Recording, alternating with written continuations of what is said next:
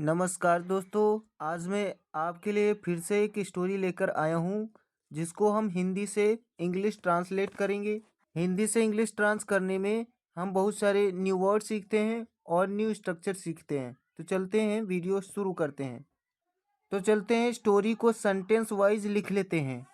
तो स्टोरी को मैंने सेंटेंस वाइज लिख लिया है और इसका एक एक सेंटेंस करके हम ट्रांसलेट करेंगे। पहला सेंटेंस है जून का महीना था।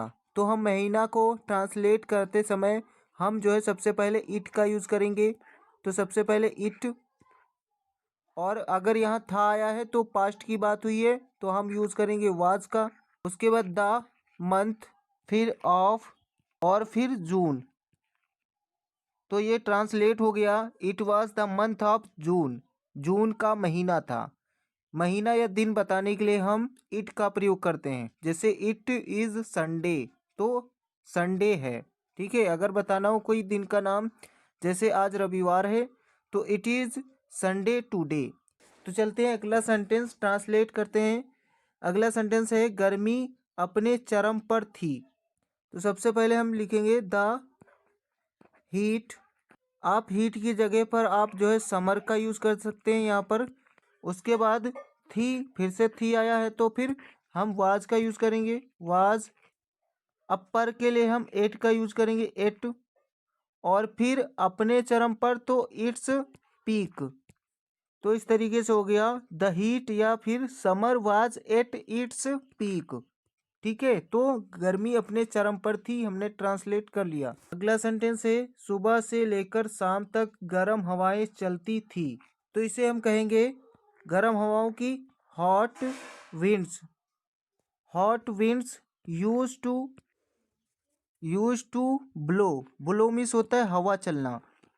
अब इस सेंटेंस में हमने यूज टू का प्रयोग किया है। यूज टू का प्रयोग हम तब करते हैं जब हम कोई पुरानी अपनी आदत बताते हैं, तो यूज टू का प्रयोग करते हैं। तो hot winds use to blow, गर्म हवा चलती थी। कब से कब तक, फ्रॉम। फ्रॉम मतलब से, मॉर्निंग इसका मतलब हो जाएगा फ्रॉम मॉर्निंग मतलब सुबह से, टिल। टिल का मतलब होता है तक, इवनिंग। इवनिंग का मतलब शाम तक। ठीक है, टिल इवनिंग मतलब शाम तक।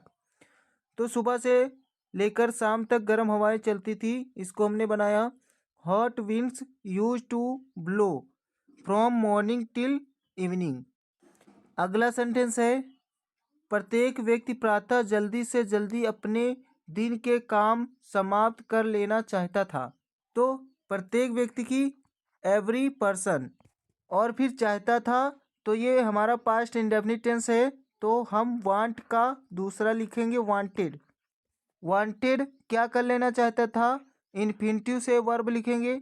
इन्फिनिटिव वाली वर्ब फिनिश। फिनिश में समाप्त कर लेना चाहता था। उसके बाद क्या समाप्त कर लेना चाहता था, तो अपना दिन का काम। तो his day's work. Day's work के बाद as early as possible. As early as possible का मतलब जितना जल्दी हो सके उतना जल्दी, मतलब जल्दी, जल्दी से जल्दी। कब, इन द मॉर्निंग मतलब सुबह में। तो हमने यहाँ ट्रांसलेट कर लिया, प्रत्येक व्यक्ति प्रातः जल्दी से जल्दी अपने दिन के काम समाप्त कर लेना चाहता था। पहले हमने लिखा एवरी पर्सन वांटेड, प्रत्येक व्यक्ति चाहता था क्या, टू फिनिश समाप्त कर लेना या ख़त्म कर लेना his days work. His days work यहाँ पर हमने अपॉस्ट्रोफी एस का यूज़ किया है, जिसका मतलब होता है काकी के। ठीक है, तो हिज डेज वर्क का मतलब अपने दिन के काम को समाप्त कर लेना चाहता था।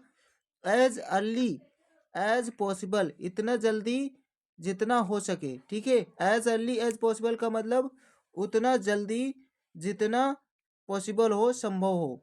इन द मॉर्निंग मतलब सुबह में।